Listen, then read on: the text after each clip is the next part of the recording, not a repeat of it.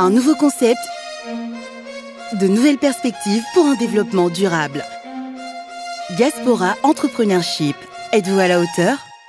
Oui, favorisez le retour des Maliens de France pour investir au Mali et faire découvrir au grand public le monde de l'entrepreneuriat. C'est sûr qu'on parle tout le temps de financement. Le financement n'est pas l'élément, c'est un élément essentiel, mais on a besoin d'accompagnement. Vous savez, beaucoup dans la salle sont des salariés. Éventuellement, il y a des entrepreneurs qui ont décidé effectivement de créer les entreprises où ils travaillent. Vous faites de l'entrepreneuriat, ça ne s'improvise pas. Il faut comprendre qu'est-ce que c'est le marché. Et comme je le disais tantôt, quand on donnait le coaching à nos candidats qui étaient un peu stressés parce qu'ils doivent parler en public, je leur disais que sur le marché, ça ne blague pas. Si on n'a pas les bonnes compétences, on ne comprend pas son marché, on ne le quantifie pas, on ne comprend pas la compétition, on ne comprend pas les évolutions, on va disparaître.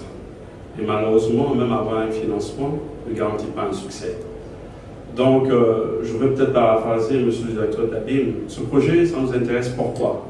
On a une jeunesse ici, 125 000 jeunes chaque année qui vont sortir de nos écoles, qui ne pourront pas tous trouver un travail à la fonction publique, ou bien dans le privé, ou bien dans les ONG.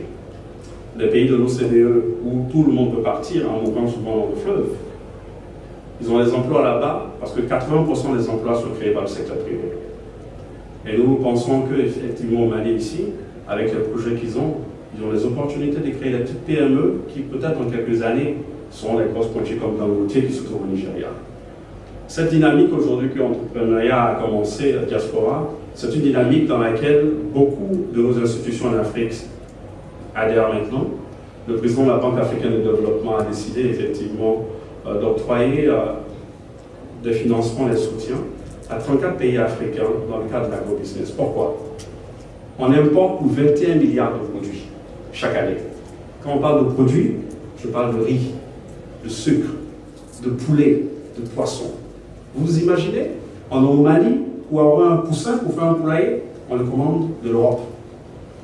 À l'IER ici, qui est une institut de recherche, ils ont un poulet qu'ils ont créé avec 6 milliards de financement de recherche qui répond à nos besoins. Mais beaucoup d'entre vous sont dans la salle ne sont pas au courant de cela.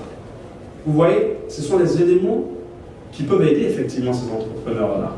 Et ce projet va permettre effectivement d'établir un écosystème avec les institutions financières, les partenaires techniques et financiers, les donateurs, pour pouvoir créer cette employabilité.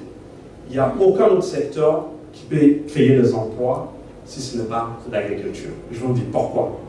Le Brésil aujourd'hui, il y a 30 ans, on a décidé effectivement de faire l'agriculture le pilier de développement. On l'entend tout le temps.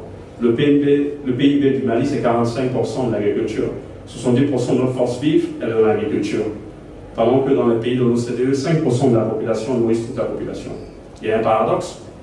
On a 7% des terres arables qui sont utilisées. On a des grands fleuves, on a du potentiel, on a des chercheurs, on a les technologies, on a les jeunes qui n'ont pas d'emploi. 395 millions dans l'Afrique, ça n'a pas de sens. Associez-vous à cet événement inédit en parrainant nos porteurs de projets et ainsi redynamiser l'économie malienne. Sponsorisez nos émissions pour gagner vous aussi de la visibilité.